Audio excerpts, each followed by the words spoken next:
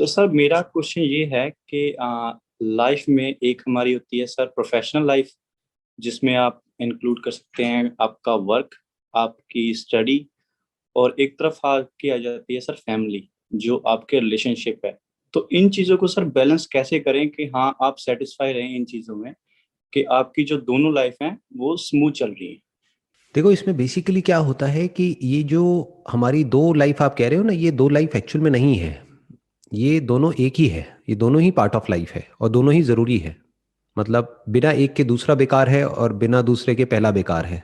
काम बहुत कर रहे हो लेकिन कोई रिलेशनशिप ही नहीं है तो करोगे क्या उस काम का? पैसे का क्या करोगे?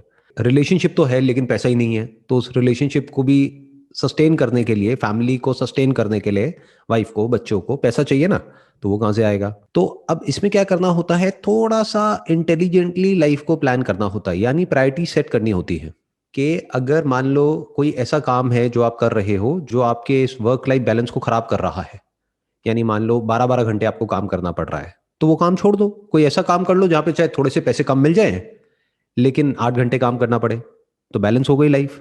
अब होता क्या है कि हम बेसिकली खुद ही अपने माइंड में एक ऐसी स्टोरी क्रिएट कर लेते हैं कि मुझे इतना कुछ तो चाहिए ही, मुझे और मेरी फैमिली को खुश रहने के लिए। हम खुशी को जोड़ देते हैं पैसे से और फिर हम जाकर के इसमें फंस जाते हैं। ये जो आपका क्वेश्चन है ना, ये यहीं से शुरू हो रहा है। अगर अपनी जो जरूरतें हैं, जो नीड्स हैं आपकी और आपकी फैमिली की, उसको अगर आप कम कर लेते हो, उसको बिल्कुल कम कर लेते हो, उतनी ही जितनी की होनी चाहिए। एक्चुअल में हमको क्या चाहिए? खाने के लिए 3 टाइम खाना चाहिए, पहनने के लिए कपड़े चाहिए, वो भी हम धो करके रिपीट कर सकते हैं, रहने के लिए एक छोटी सी जगह चाहिए जहां पे हम रह सके, और इसके अलावा क्या चाहिए? बाकी सब तो फ्री है ना। जैसे सांस ले रहे हो, हवा है तो वो तो फ्री है, पार्क भी फ्री है। बहुत लोग इस चीज को नहीं समझ पाते। लोग सोचते हैं बहुत बड़ा घर होना चाहिए। अरे भाई, बड़े घर का क्या करेगा? तेरे को फ्री में पार्क मिल तो रहा है। जैसे अभी मैं जहां बैठा हूं अपने घर में, मेरे सामने एक बहुत बड़ा पार्क है, तो क्या वो पार्क मेरा नहीं है? जरूरी है कि मैं उस पार्क को खरीदूं, उस लैंड पे कब्जा करूं, फिर मैं बोलूं कि ये पार्क मेरा है? अरे कॉमन है, ये सबका है। यानी मेरा भी है, सिर्फ मेरा नहीं है लेकिन मेरा भी है। बल्कि अच्छा है, इस पार्क में अब कोई भी आ जा सकता है। तो मेरी बहुत लोगों से बातचीत भी होती है। सोचो अगर मेरा अकेले का हो तो इतने बड़े पार्क में मैं करूंगा क्या, या आप करोगे क्या? तो इस तरह से सोचना होता है कि दुनिया में क्या फ्री है और किसके लिए पैसे लगते हैं। हम इस चीज को कभी भी डिस्क्रिमिनेट नहीं कर पाते हैं और फिर हम खुद जाकर के इस जाल में फंस जाते हैं।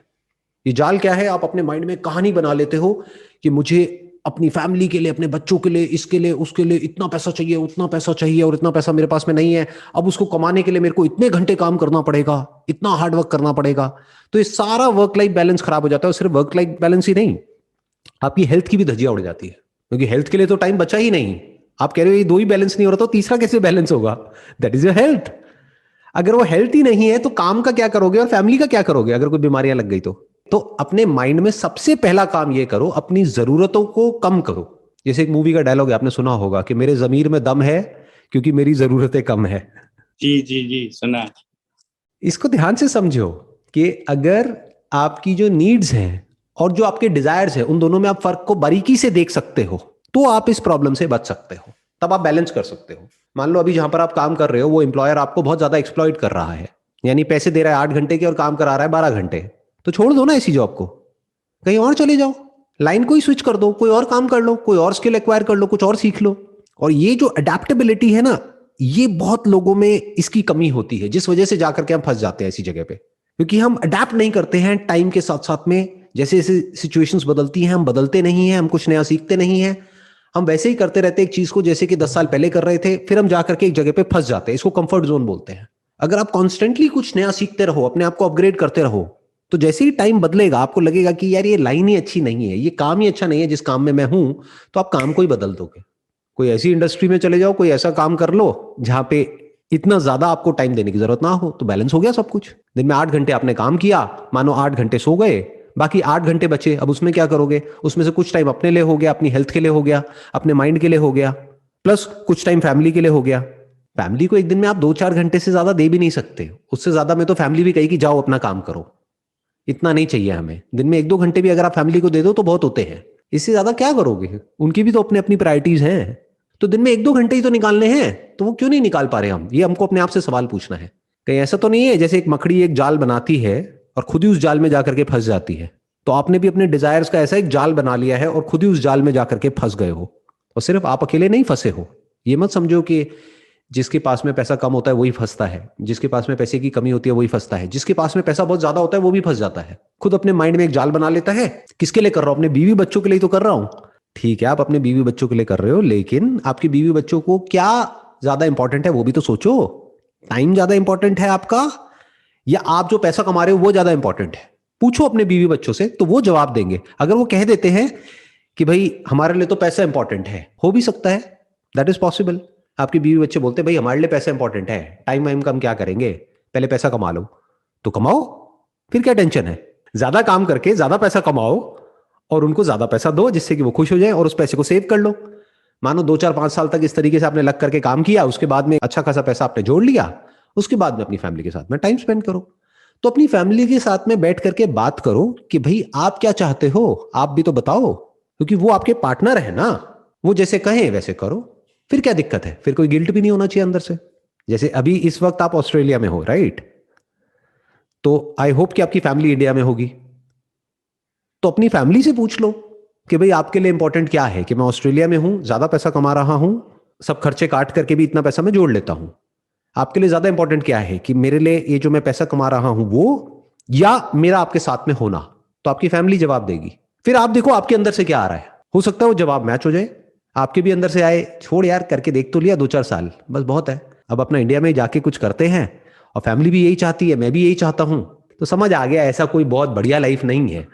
तो फिर आपने डिसीजन लिया अपनी फैमिली के साथ में मिल करके कि अच्छा आप भी यही चाहते हो, मैं भी यही चाहता हूं। या हो सकता है फैमिली भी चाहती हो कि नहीं अभी आप 2 साल और वहां पर काम कर लो, और आप भी यही चाहते हो कि मैं 2 साल और काम कर लूं, तो करो, तो क्लियर हो गया ना। तो डिस्कस करो अपनी फैमिली के साथ में और बीच का एक रास्ता निकालो। अगर आप जो चाहते हो और जो फैमिली चाहती है वो मिल गया तो बढ़िया हो गया काम, और क्या चाहिए। एक इसका तीसरा सिनेरियो भी हो सकता है, वो क्या है कि फैमिली कहती है कि हमें तो बहुत पैसा चाहिए, क्यों, क्योंकि अब हमारा घर रेंट पे है, हमको अपना घर खरीदना है, तो आप पैसा कमाओ, हमारी टेंशन छोड़ो, हम अपना संभाल लेंगे। ये भी एक सिनेरियो हो सकता है। अब क्या करें, अब आपको दिमाग लगाना है कि मैं कहां तक अपने आप को पुश करूं जिससे कि मेरी हेल्थ खराब ना हो। अगर फैमिली लालची है इसका मतलब ये नहीं ना कि हम अपनी लाइफ को ही खराब कर दे उनका लालच पूरा करने के लिए। हाँ, उनकी जरूरतें पूरी करने के लिए आप काम कर रहे हो, दैट इज ओके, वो आपकी रिस्पॉन्सिबिलिटी है। आपके माँ बाप, आपकी वाइफ, आपके बच्चे जो भी है, मतलब जो भी फैमिली है, वो आपकी रिस्पॉन्सिबिलिटी है। तो उनके लिए अगर आप काम कर रहे हो एक हद तक, यानी उनकी नीड्स को पूरा करने के लिए, तो ठीक है। बट अगर उनके डिजायर्स को पूरा करने के लिए काम कर रहे हो तो भाई साहब एक जिंदगी कम पड़ जाएगी, कितना ही कर लो कम पड़ जाएगा। आपने खूब काम करा 10 साल तक, एक घर ले भी लिया वहां पे इंडिया में, मान लेते हैं, और वो कहेंगे नहीं अभी भी ना ये घर छोटा है, लोकेलिटी अच्छी नहीं है, थोड़ा बड़ा हो ना घर, ये 1 BHK में मजा नहीं आता है, घर होना चाहिए 3 BHK, अभी तू बेटा 10 साल और काम कर। तो आपकी जिंदगी तो पूरी ऐसी निकल गई। प्लस फैमिली को अगर यहाँ बुला लिया तो फंस गए, क्योंकि खर्चे बढ़ जाएंगे। यहाँ पे सर्वाइवल ही बहुत महंगा है ना जहां पर आप रह रहे हो ऑस्ट्रेलिया में। तो अब आपको इस तरीके से दिमाग लगाना होगा, एक पेपर पेन ले लो, उस पर लिखो कि 3 ऑप्शंस हैं, और अपनी फैमिली से डिस्कस करो, एक वीडियो कॉल करो अपनी फैमिली के साथ में, जैसे मेरे साथ कर रहे हो ऐसे ही ज्यादा इंपॉर्टेंट है, अपनी फैमिली के साथ में वीडियो कॉल करो, उनसे पूछो कि भाई देखो ये 3 ऑप्शंस हैं, आप क्या चुनते हो बताओ। जैसे होता नहीं है कौन बनेगा करोड़पति में, अब आपके कंप्यूटर स्क्रीन पर आ रहे हैं ये सवाल, बताइए सही जवाब क्या है, उनसे जवाब मांगो। फिर जो जवाब आएगा उसके हिसाब से फिर अपने अंदर से जवाब मांगो कि मेरा जवाब क्या है। हो सकता है एक ही जवाब हो तो काम हो गया।